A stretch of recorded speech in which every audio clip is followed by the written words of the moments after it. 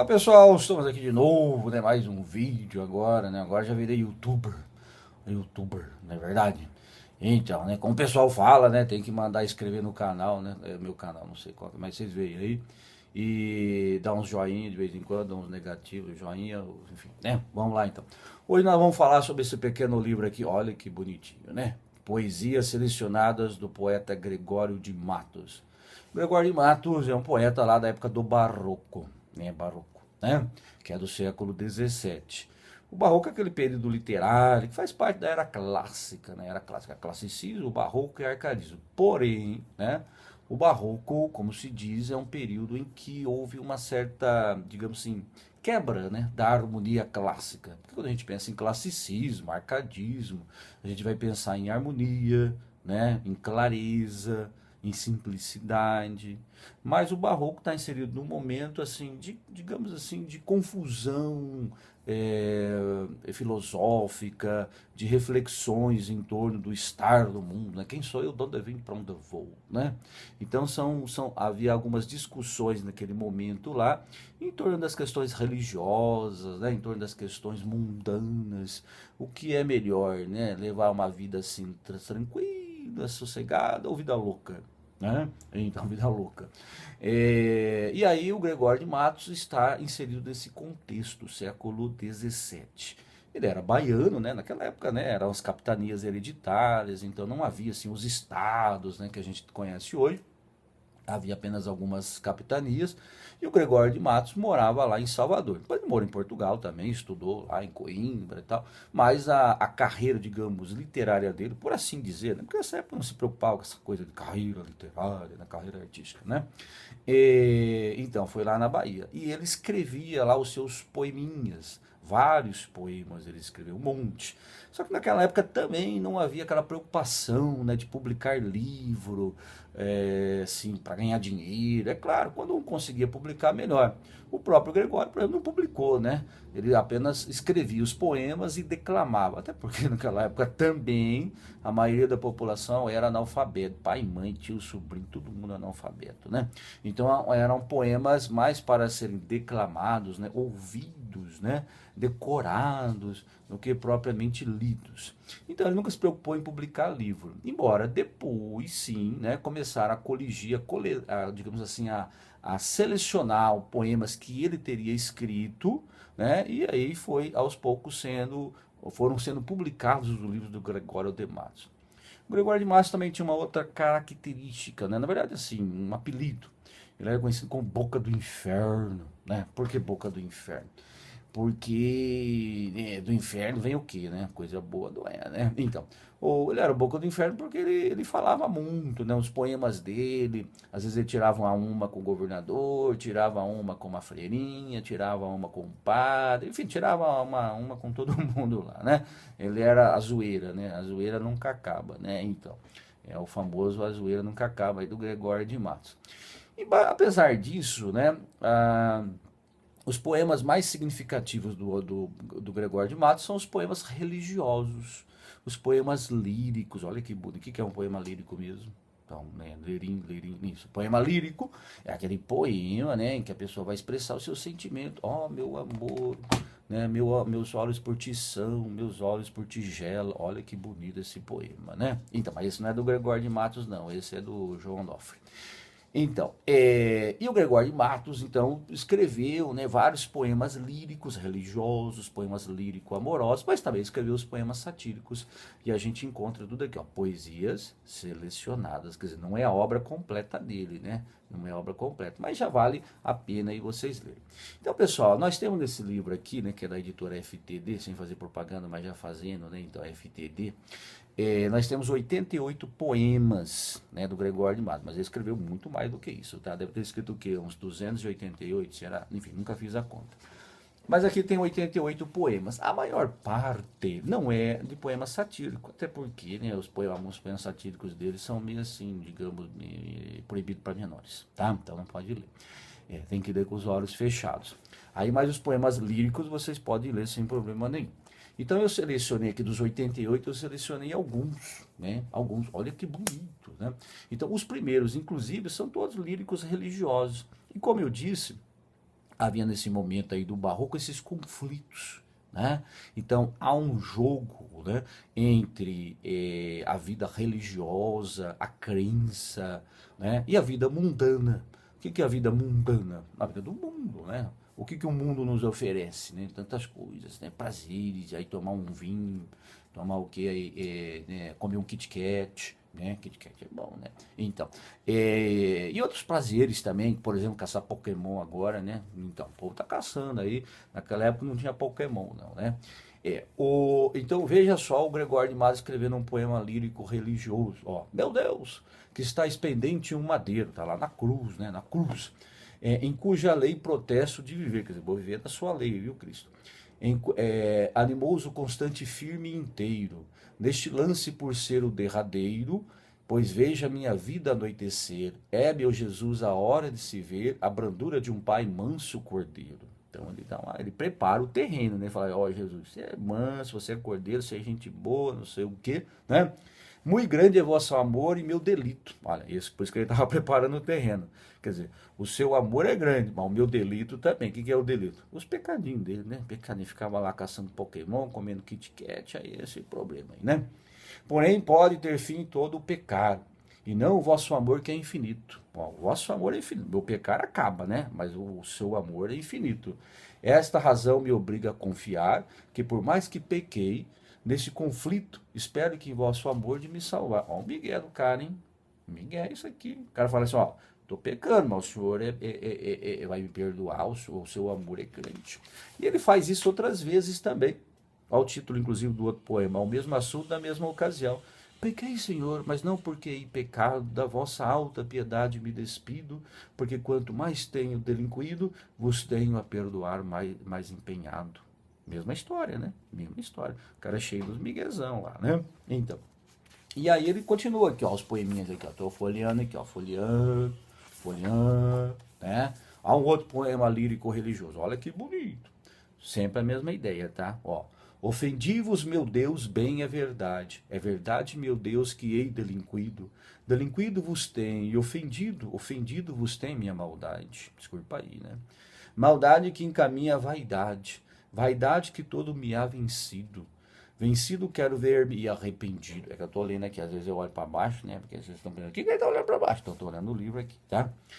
Arrependido estou de coração. Agora sim, agora ficou bonito isso, hein? Arrependido estou de coração.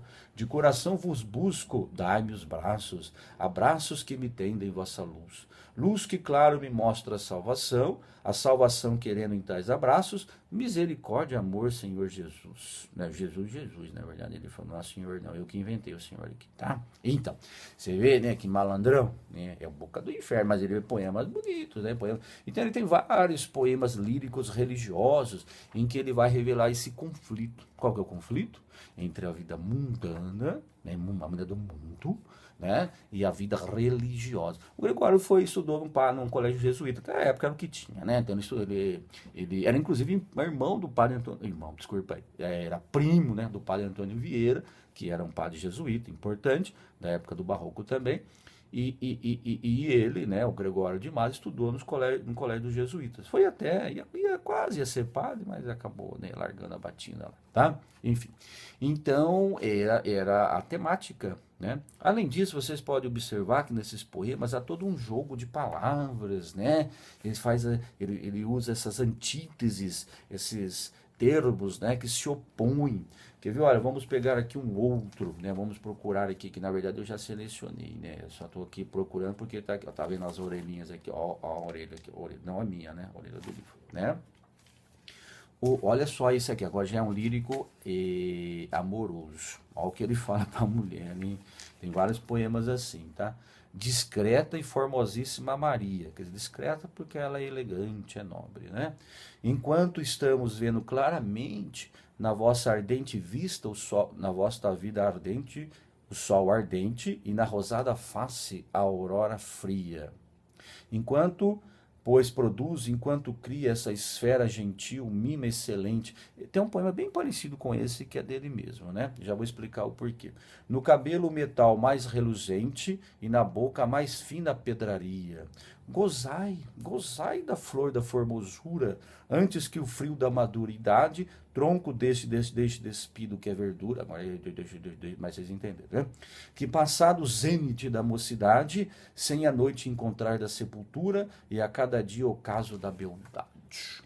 Olha só, então ele faz essa oposição entre juventude e velhice, beleza e feiura.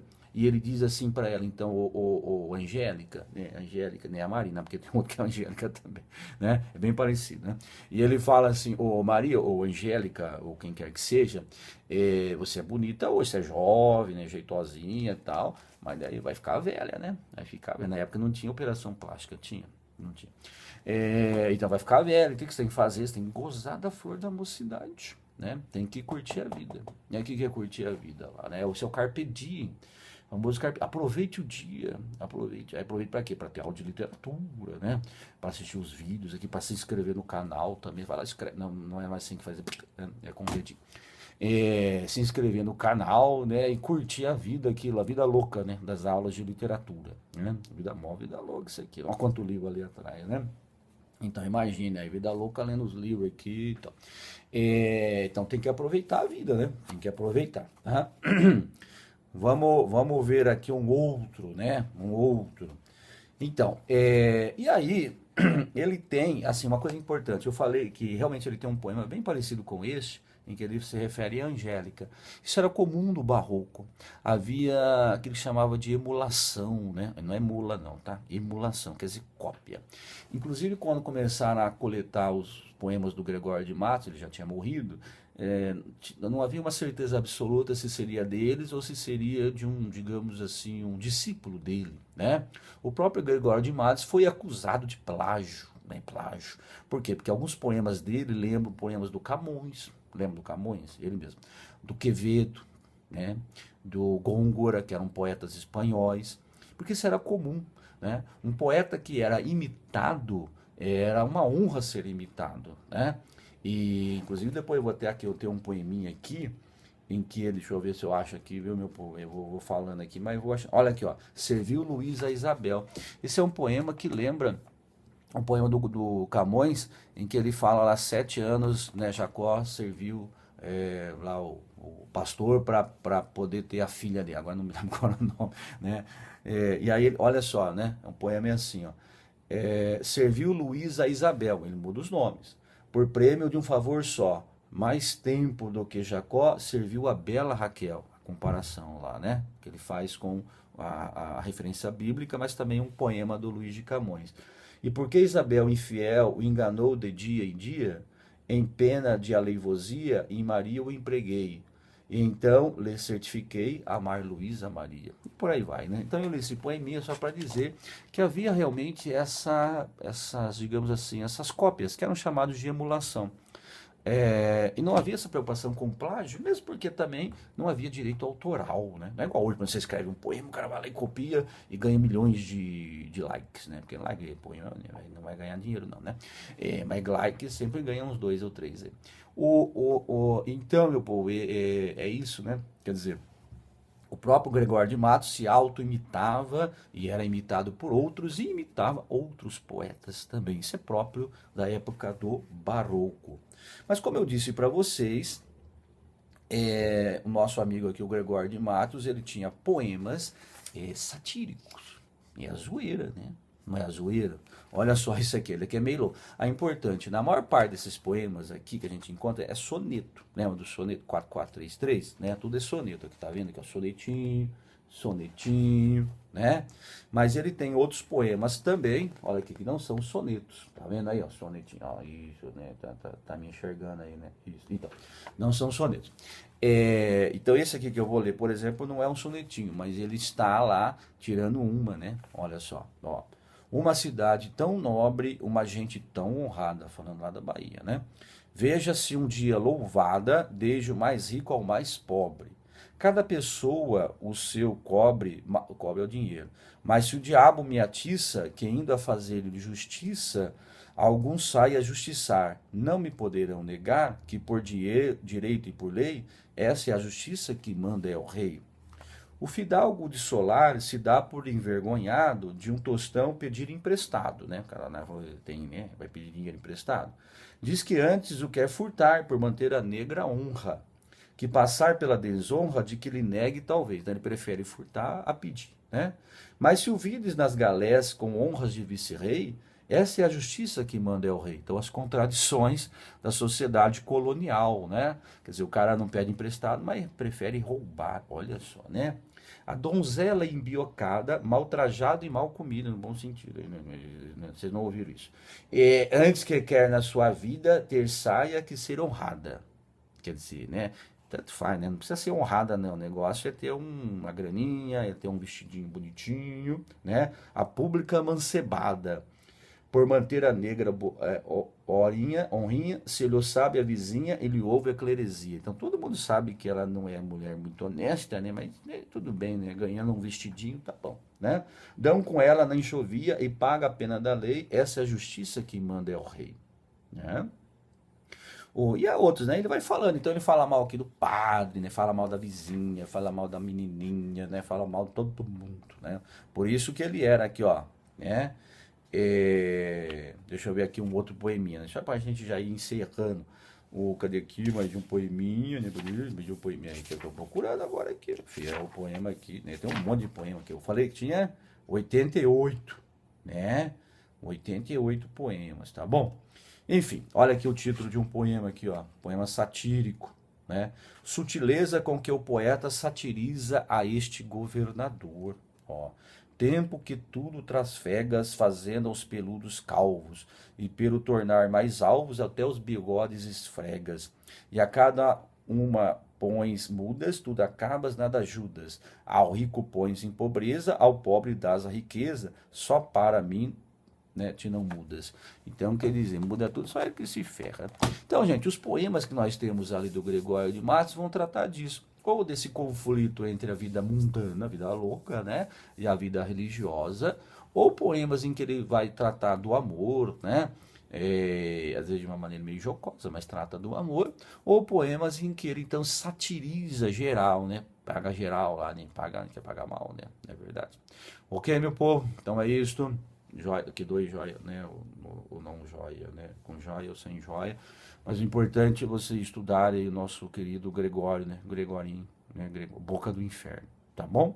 É isso aí, tchau. Era para mandar lá um joinha, não sei para quem, mas tô mandando lá, pessoal da, né, da turma lá, né? Esqueci o nome, né? Mas uma hora eu lembro, tá? Tchau.